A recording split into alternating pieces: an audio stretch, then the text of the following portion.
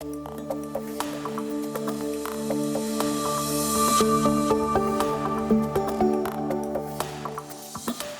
want to welcome everyone with my colleague, Peter Linneman. And this is the first of our inaugural series here. And want to welcome Sam Zell as our guest behind the whole concept of lessons in leadership.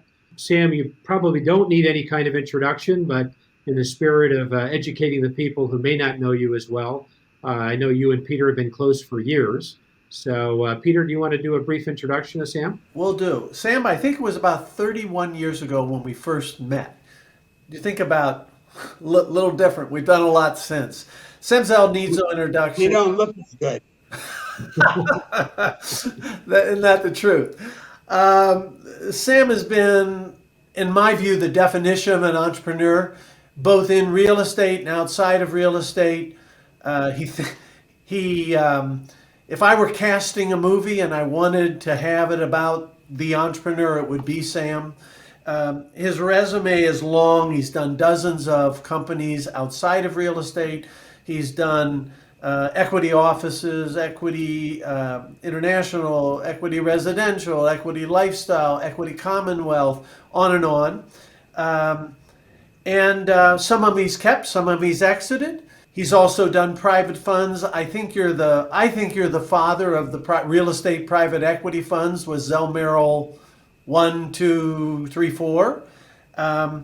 And you've also done outside the United States, both in real estate, non-real estate. And the last thing I'd say is you've been amazing to students, and this is sort of an educational effort for the industry.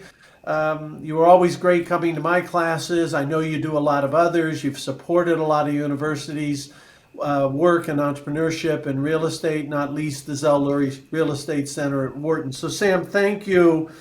And you've got a great book, which is Am I Being Too Subtle?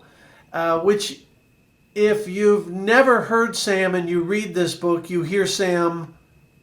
It's remarkable that as you read it, you hear Sam speak. So, Sam, it's a wonderful book, and so here we are. This series, we want to talk about leadership strategy. You're the best. One of the things I've been surprised at over the years is a lot of people think of you as some type of flipper. And you're the farthest thing from a flipper I've known. You're a builder of companies. Time after time, you're a long-term investor. Talk about maybe why you're not a flipper and what does it mean to be a builder of companies? If I were really a flipper, I mean, I got a broken wrist. That doesn't. I mean, the honest answer is that every adventure I begin with an assumption or a expectation going forward, a forecast. And in all of these years, I have never made a correct forecast. Neither, by the way, is anybody else. And so I think you start each adventure and you say, how can I make this better? And sometimes you get the sight. I mean, we consolidated the radio business in the United States in the 90s, and you just understood it, and you understood the opportunity, and executing it was $1 billion idea. But when it's all said and done, real satisfaction you get is from making 1 + 1 = 4 or 5. And I find, frankly, my history is about as far from flipping as anybody could be. Uh, Selling equity office was certainly one of the hardest things I've ever Yeah. done. Uh, and on the other hand, if the quality isn't there, I mean, we just finished liquidating Equity Commonwealth, and we started with 150 properties, and we sold 146 of them, and we have no regret. You imagine making 146 decisions and having no regrets. Yeah, I share that. I share that view on that particular one, and a lot of cash at this moment. Yeah. So a lot of cash to do something strategic with. Just on before I hand a question to Bill, for Bill to ask a question, batting average. What even Babe Ruth struck out. What's a Oh, good? yeah. What's it in your mind? You know you're not going to succeed every time, and yet you have to believe you are going to succeed every time. How does that play out? Well, it's real simple. If you kid yourself about the cost to carry, almost everything will eventually work. Now, every now and then, there are quote unquote, you know, what I call elevator deals. I did the Tribune, and unfortunately, I caught it and stepped in the elevator, and it just kept going down, and it was too difficult to resurrect. A lot of my great deals might not really be great deals if you counted how long I had them. But that meant that I worked them and my people worked them and uh, and therefore making them palatable result is acceptable.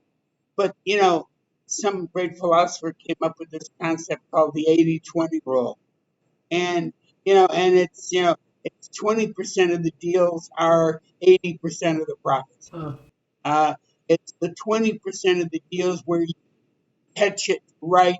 Uh, the equity office timing. yeah.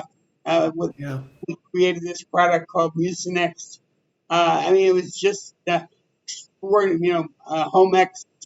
Low cost housing in Mexico. We just were really lucky and just hit them out of the park. There are a lot of other deals that are, okay, but real goal of being an entrepreneur is avoiding the elevator.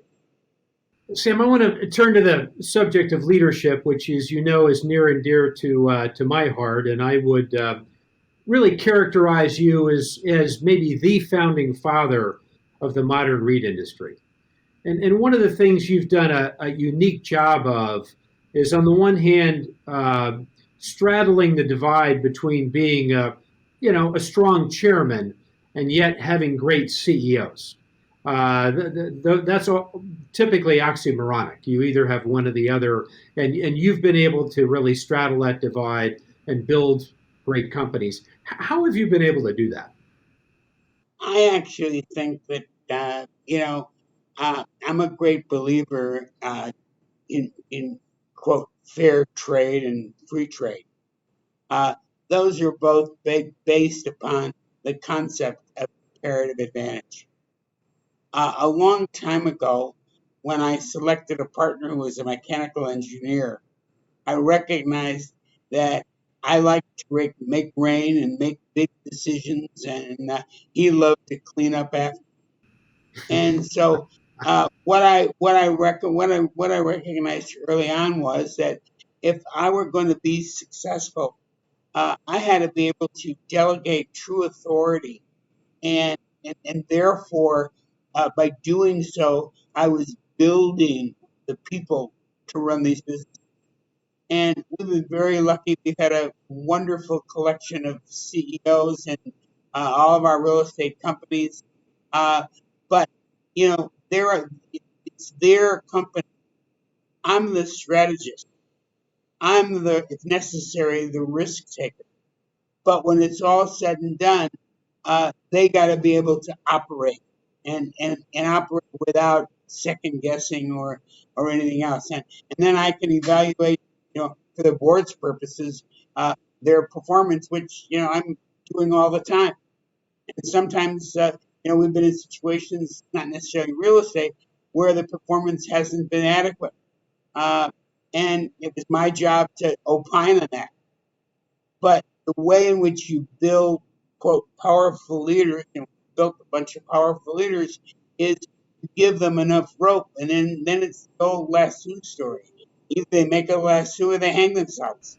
But by virtue of giving them the rope, you're also, creating the opportunity for them to be serious leaders. Right. That So, doesn't mean that sorry, go ahead. they don't benefit from having me have an opinion, uh, and so yet not on a daily basis or in a manner that really interferes with their authority or their ability to build their own company, which is really what this is all about. Right. So really, you're talking about complementary skill sets, much like you had with Bob as you built Yes, the business. yes, exactly, and recognizing that, and if you look at the people who have been the CEOs, the companies have basically been run by him or her, dealing with the concepts and then coming up and selling them to me. Right. And that's the right, not me telling them what to do. It's them coming to me and saying, "Here's what I want to do," and I've encouraged them to do that. So that's the norm of the way it works. Well, Sam, that's interesting because a lot of people, as you know, have asked me what makes Sam special or unusual. You've worked with him in a lot of contexts. And I said, he has a unique skill. Milton Friedman had this in an academic context. You have it in a business context, Sam, which is somebody can come to you having thought about something for 3 days, and in 4 minutes, you can just turbocharge it or say you've totally missed it and advance their thinking on strategy massively. How does that work? Boy, I wish I knew, because then maybe I could communicate it to other people. But you Um, think that's an but accurate one of description in some ways of what? yeah, well, one of my mentors was Jay Pritzker, and when I described him, I would talk about how incredible it was that I would come up with this extraordinarily complex plan involving 18 steps, and I'd sit there at his desk and I'd lay it all out to him, and I know the weakness is number 8. And sure enough, he'd ignore all the rest of them and zero in on number 8. I think my experience is that I'm a very good, I'm really focused on listening. And frankly, I listen and I expect to understand. And if I don't understand, I have no humility. I have no problem saying, "I don't get it. I'm sorry, I don't get it." You know, but it also gives me the ability to identify what are really the serious reasons to do or not to do something. And it's just the way my mind works that I'm constant. No matter how it's Bernard Baruch said, nobody's ever gone broke taking a profit. You can always get better. I'll handle it if it gets good. But the real question is, what if it is? You know, what how can this go wrong?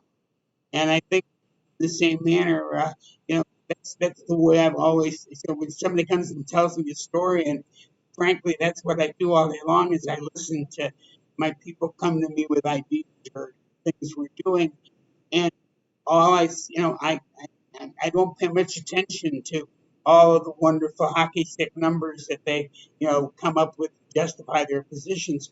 I'm looking at it and saying, well, what's the downside? In other words, what could go wrong? How conceptually? Forget about the economy. The economy is going to go up. The economy is going to go down. Cycles are going to happen. But are there fundamental risks? Many years ago, uh, I was in the payphone business, and I owned a bunch of payphones, and I actually thought it was a terrific business. And then, and one day, AT&T came out with no roam, and it was over. And and I kicked myself time because I should have understood enough to know that was a possibility. And my thought process is I'm always looking at and asking the question, what's the possibility? And and sometimes it's worth taking the risk. The question I'm always asking my people is, are we getting paid for the risk. Because there's a lot of bad deals where there's very little risk. Sam, let's go back if we can to this concept of leadership. If you look at the CEOs that have you've had running your various businesses, whether it's Equity Lifestyle, Equity Commonwealth, you look at EQR. It seems like you've had a lot more success with homegrown talent. You look at David Nethercutt. David has a great run at EQR. Now Mark Perel's right behind him. What is it about homegrown talent that seems to differentiate the performance of your businesses? Well, we've been at this for 50 years. And from the very beginning, culture has been very important. And that creating the culture, understanding that the enemy is without. Abe Lincoln maybe assembled a team of rivals. Maybe that made sense for government, but it sure doesn't make any sense to me in a business situation. Mm-hmm. So, by virtue of creating this sense of unity, we I think we've avoided pomposity. I think that we created environments where people respect each other and work toward activity together.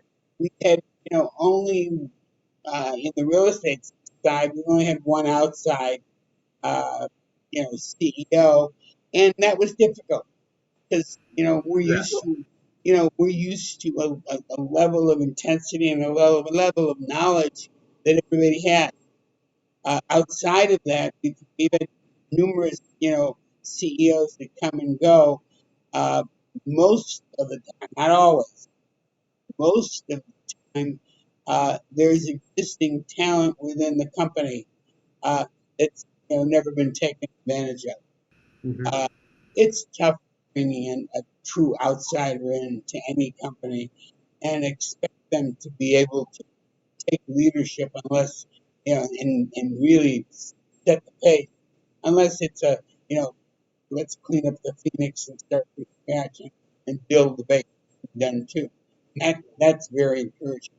Sam, what is it? I don't think I've ever asked you this over the last year. What's it been like in your role at a number of these companies? I assume talking a lot of the executives down from the ledge, and there's not a lot of activity. So even if they're not on the ledge and they want to go, there's not been a lot to go to. So I suspect it's been a very unique year for you doing what you do with your executives. Can you give us an insight? Yeah, starting last March, instead of doing anything else, I came to the office every day. And I've been at my desk for almost a year now. Now, for somebody who travels extensively and has a very, very different kind of business life, I was in the office a couple of days a week, maybe. I'm in the office every single day, and that's led, by the way, to real good and lots of communication between the people. So I think that it's in that respect, it's been positive, but it's been a very strange period of time.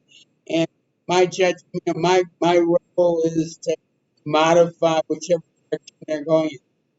Well, I mean, it's got to be unusual versus any other experience, I suspect. Yeah. But that means I'm a psychologist. Yeah, but you're this concept of Zoom and the kind of thing we're doing right now. We now have meetings at 8:00 every morning. Every morning. And some meetings are 5 minutes, and some meetings are 40 minutes. But the key people are all getting together every morning. It happened before. Yeah. So we recognize that we're strung out. And by the way, I'm not the least bit happy with it. I don't believe in working from home.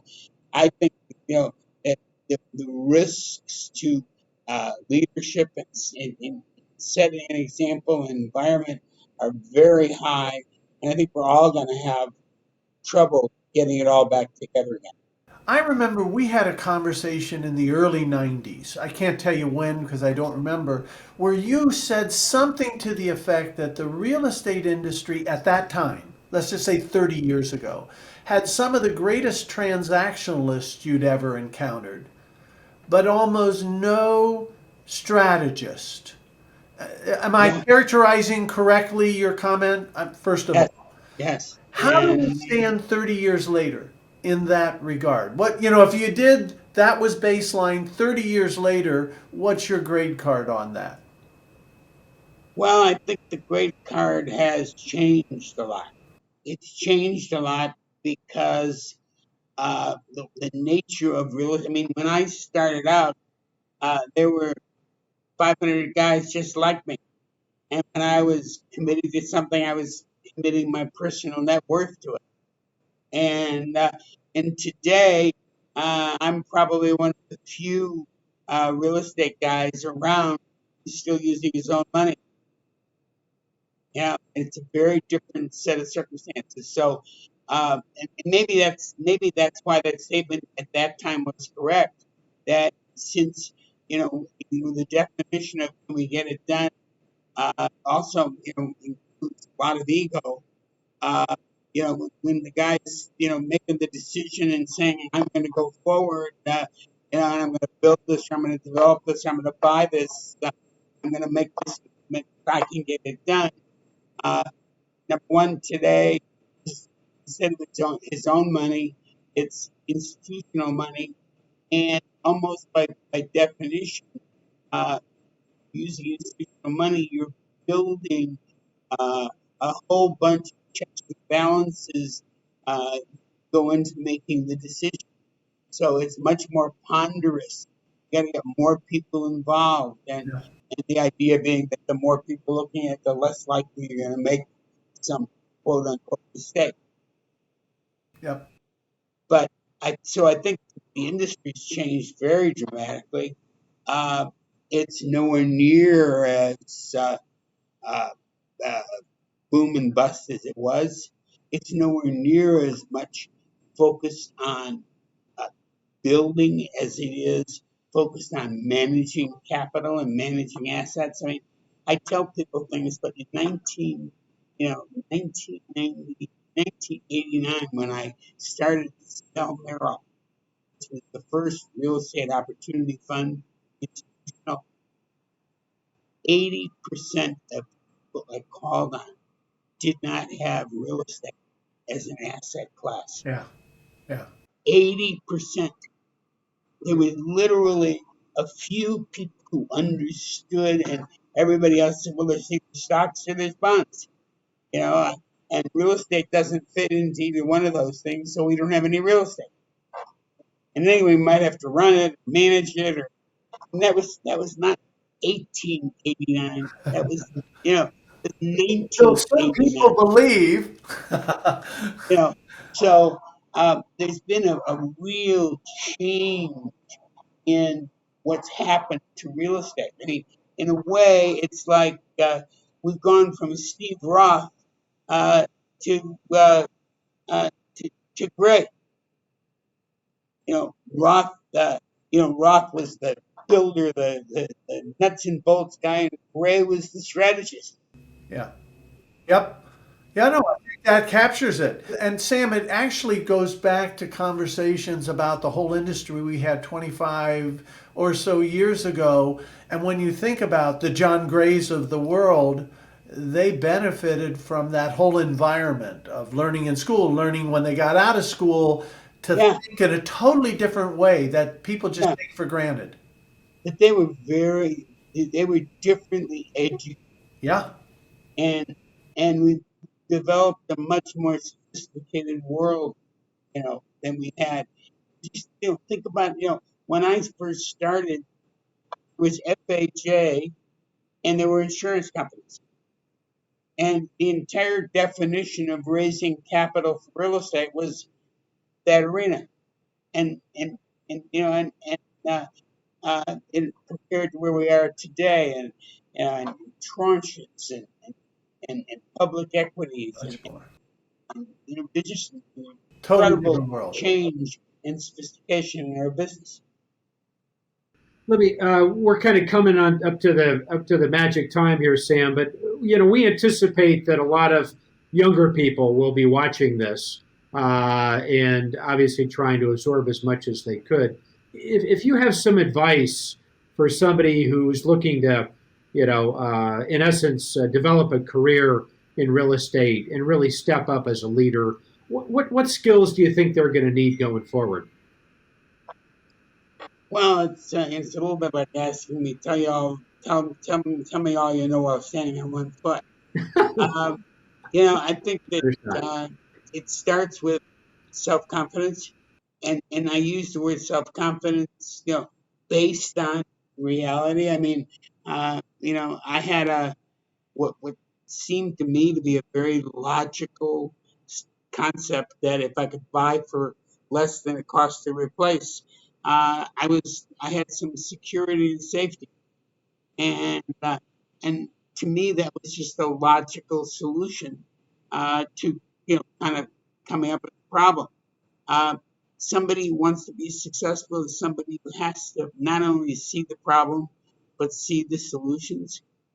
I think that I tell people it's going to be funny that the 11th commandment is thou shalt not take oneself seriously. Uh, again, humility is very important. Understanding that you don't understand is very important. I think a knowledge, detailed knowledge, is also very important. I think that there's been some slippage, I think, in the in-depth nature uh, of the people making the decisions in real estate. Uh, they become, the distance from the decision maker to the brick and mortar, I think it's gotten too far. Yeah. Interesting. And I think mediocrity is what follows. So, what I would suggest all our listeners and viewers do is pick up Sam's book, by the way, because if you like this half hour, you'll love the book. And again, the title is "Am I Being Too Subtle? Straight Talk from a Business Rebel." And I think it's also available as an audiobook, I believe. I've never heard it as an audiobook because I hear you Yeah, as I read it. So, I did it. I actually did it. and That was I quite an understand. experience. I understand you actually did it. Thank So, you very much. with that, Sam, I would thank you for your time and your attention, and we so much appreciate your being here as a friend, and wish you nothing but the best. Thank you very much. Yeah, Sam, thank you so much. This has been terrific. And Peter, as always, I think our next interview is with John Gray. So we're Oh, very appropriate. yeah, absolutely, absolutely. Well, thank you, my friend. This has been great. And Very by the good. way, John Gray and I both grew up in Highland Park, Illinois. Maybe Oh, it's that's the water. Maybe it's the water. a Hey, good, Sam, good bit of Western talent. Absolutely. so So, Thank you. we're at a wrap, but could I ask one more question? And if you want to answer it, answer it. If you don't, don't. Okay? Which was I had the opportunity to know your wonderful mother. And we spent a couple of days together, my mother, your aunt, my aunt. Rest their souls. What would your mother be proudest of all your achievements? Um, and what would she be most surprised that little Sammy did? I think she always recognized that I was different.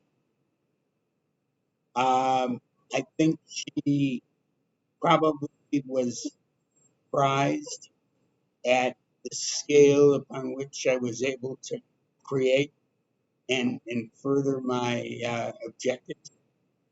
I think she was proudest of the fact that I had a reputation uh, of of a good name, and I think that was the most important thing. So give it expression culture chose, and I think that really meant a great deal to her. That whatever her son was, if I was a little tough or rough, or maybe I didn't speak the King's English perfectly, uh, my word was my bond, and I lived up to it. So, Peter, if you get to answer one question, I've got one more question for Sam. As you'll see behind me, Sam, it says humility, integrity, and generosity. Few people know what a wonderful philanthropist you are. What does philanthropy mean to you? Oh, you know, you talk about the basics of which you grow up. I grew up with the basics of another Hebrew word called tzedakah, which was, there was just a need for charity. And I've always been very charitable. And frankly, I made a staggering fortune. Uh, I probably have lived well, but, not preposterously well in some of my position. And everybody's worried about the inequality. The reality is, I'm going to give away this money, and I'm going to give away billions of dollars, and hopefully, by involving myself in the decision making process, I'm going to be produce a superior result, which ultimately makes a difference. That's what uh, That's what I think philanthropy should be about. And I can tell you that at one time, very early in my career, I used to do my taxes at the end of the year, and I find out I'd given $1,000 to 150 organizations, and I realized that I, yes, I'd given a lot of money, but I had accomplished absolutely nothing. And I went from that to narrowing my philanthropic objectives to very significant influences in very narrow fields where I thought there was a real attempt and hope to make it. Yeah, So yeah, that's what's driven me. yeah. Well, everybody who's known you is blessed by the relationship. So Thank it's great. So thank you.